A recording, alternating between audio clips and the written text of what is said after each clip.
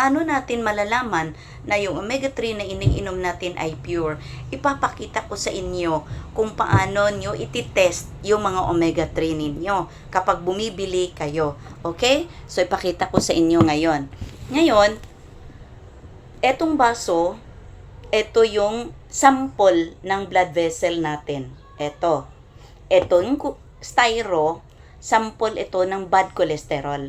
Kasi ang bad cholesterol, kapag tinanggal yan sa katawan natin, para din yung banding ng styro. Pag kumakain tayo ng karne na mataas ang cholesterol, ganito ang mangyari. Pinapasukan natin ng bad cholesterol ang ating dugo. Ngayon, lagyan ko siya ng mainit na tubig. Bakit mainit na tubig? Kasi warm-blooded tayo. Pag nilagyan ko yan ng mainit na tubig,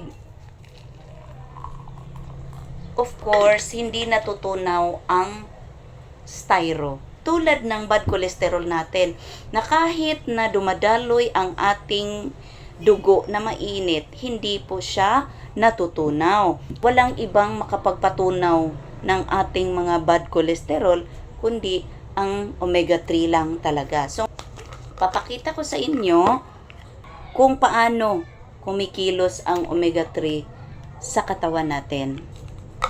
So, ito po siya, ang omega-3.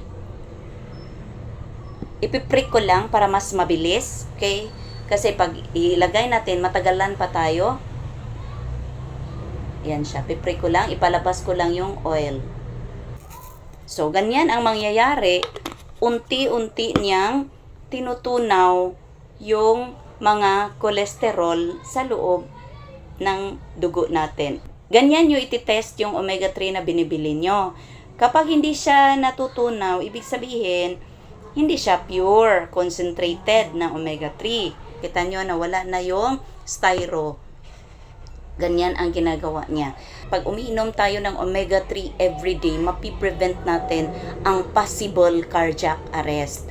I strongly suggest Arctic Sea.